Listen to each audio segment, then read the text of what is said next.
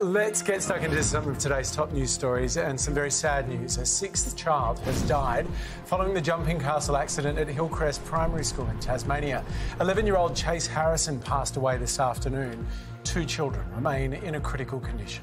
I know that our community, which is so connected, will be deeply saddened for the family involved and indeed for all of the families of the now 6 children who have lost their lives in this tragedy. Well, 10 News First reporter Jade Kotick joins us now from Devonport. Jade, this is absolutely devastating news. What more can you tell us about young Chase? Jan, good evening to you. It really just is heartbreaking. We know Chase was one of the youngest victims. He was just 11 years old. He loved to play basketball and was very much loved by his family. We know his family have been by his side at the Royal Hobart Hospital since this tragedy unfolded on Thursday. Over the last couple of days, extended relatives have come here to the Floral Memorial behind me. And only yesterday, one relative told us they were still holding on to hope until his passing today. Jade, our hearts go out to everyone down there in Devonport at the moment. There are still 2 children that are in a critical condition. Is there any update on how they're doing?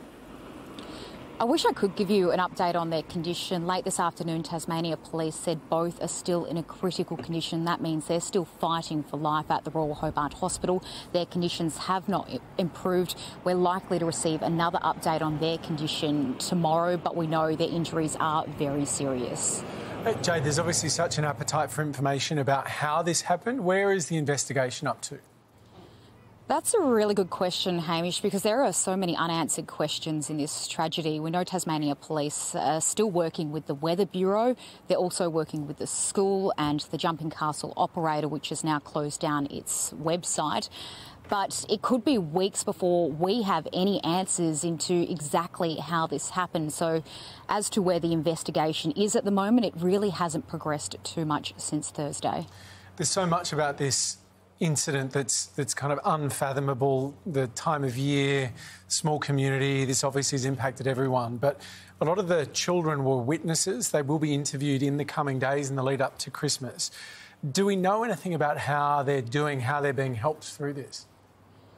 It's really hard to describe how everyone is feeling. We've had a number of young children show up to this memorial over the last couple of days. Everyone has been touched by this tragedy. There have been a lot of tears, a lot of people grieving, including young children. The magnitude of this tragedy is almost too big for local authorities.